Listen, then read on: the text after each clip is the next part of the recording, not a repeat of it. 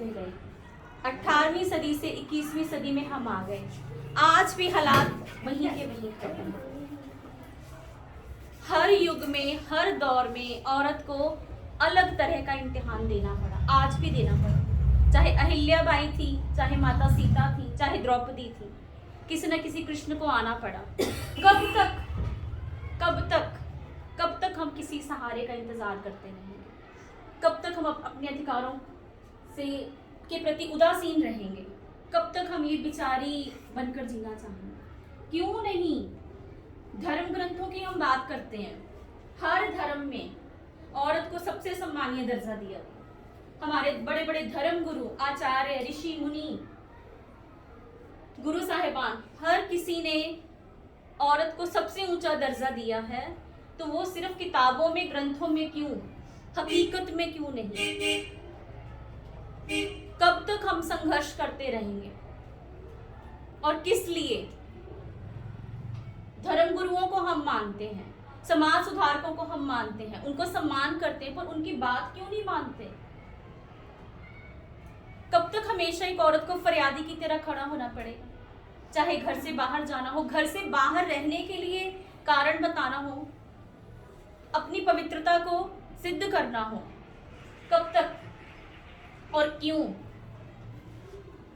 कितने शिक्षित हो गए हम आप सब, लेकिन संकीर्णता, जो आपकी सोच है, शिक्षित उसका होना जरूरी है। बदलाव वहां चाहिए।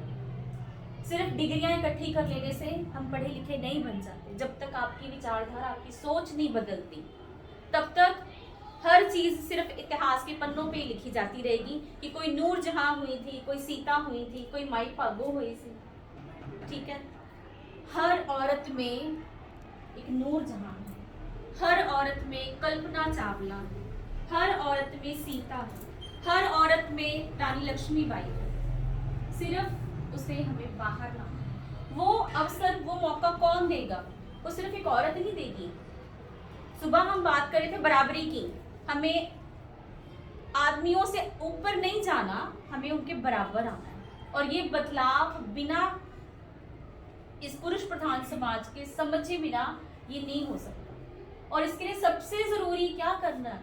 हम इतने सेमिनार लगा रहे हैं, ट्रेनिंग्स कर रहे हैं, फेमिनिज्म की बात कर रहे हैं, वुमेन्स राइट्स की बात कर रहे हैं, वुमेन एम्पावरमेंट की बात कर रहे हैं। वो सिर्फ कागजी कार्रवाई रह जाएगी जब तक आप उसको प्रैक्टिकली अपनी लाइफ में इम्प्लीमेंट नहीं करते। कौन कितना जानता नूरजहां को? कोई भी नहीं जानता। लेकिन अगर आप उन चीजों को अपनी लाइफ में इम्प्लीमेंट करोगे, फिर आप सच में एक रोल मॉडल बनोगे। बात कर रहे हैं हम कि एक चेंज लाना है। Change is a gradual process. एक दिन में चेंज नहीं आएगा। 18th सेंचुरी में जो उन्होंने एक स्टेप लिया, राजा राम मोहन राय ने लिया, सती प्रथा, बाल विवाह, हम सब पढ़ते, बच्चों को पढ़ाते हैं। उस समय पे किसी ने सोचा नहीं कि कभी ये खत्म होगा। उस टाइम पे यही हुआ होगा, ऐसा कैसे हो सकता, ऐसा हो ही नहीं सकता, शुरू से चला। लेकिन आप देखो, एक टाइम आया कि जब वो चीजें खत्म हुई। आज जो हम शुरू कर रहे हैं, ये खत्म नहीं करेगा चीजों को, ये चीजों की शुरुआत है, उनकी खत्म करने की शुरुआत है। This is the beginning. मैं सुबह मैम से कहती कि 22nd सेंचुरी में जाके आपको इसका इम्पैक्ट देखना। You are the beginners. आप वो नींव का पत्थर बन रहे हो जिसने राजा राम मोहन राय ने वो सोचा और बदला। बाल विवाह, विधवा रीमैरिज, विडो रीमैरिज, उस टाइम पे उन्होंने सोचा कि क्यों एक औरत को अधिकार नहीं है वो दोबारा शादी कर सके। उसके पहले किसी ने नहीं सोचा, लेकिन उन्होंने सोचा। तो आज ये चीज हमें अजीब नहीं लगती।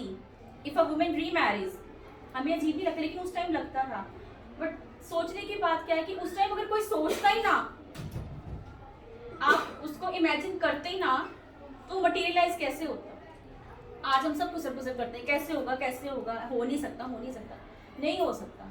लेकिन होने की शुरुआत तो हो सकती है। और जिस चीज़ की शुरुआत होती है वो एक ना एक दिन कंप्लीट ज़रूर होती है, चाहे उसमें 1-2 सेंचुरीज लग जाए, कुछ ना कुछ टाइम लग जाए।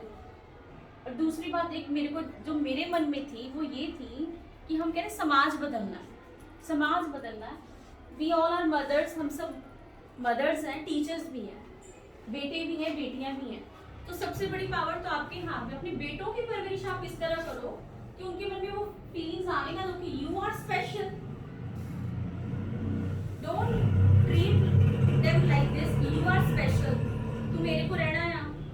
दिल में जान ही देना, तुम्हें ये चीज़ ज़्यादा अच्छी मिलनी चाहिए, ऐसा अगर आप उनकी अपब्रिंगिंग ऐसे करोगे कि वो नॉर्मल लगे कि ये भी मेरी बहन भी एक नॉर्मल ह्यूमन बीइंग है and I am also normal human being, जब आप बचपन से उनकी कंडीशनिंग ऐसे करोगे तो जब वो बड़े होंगे तो they will definitely become gentleman, they will definitely respect women. So it is in your hand, in our hand.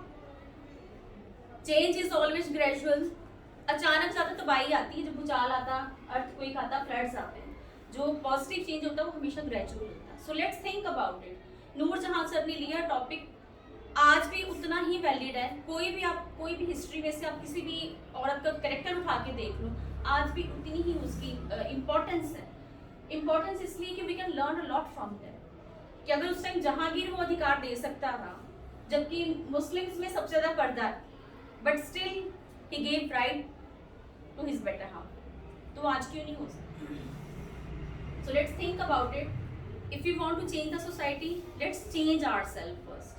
पहले अपने आप को चेंज करें, और उसके भी पहले ये सोच के चले कि मैंने अपने बच्चों की परवरिश जो करनी है वो बिल्कुल इक्वालिटी पे करना. तब इक्विटी की बात आई.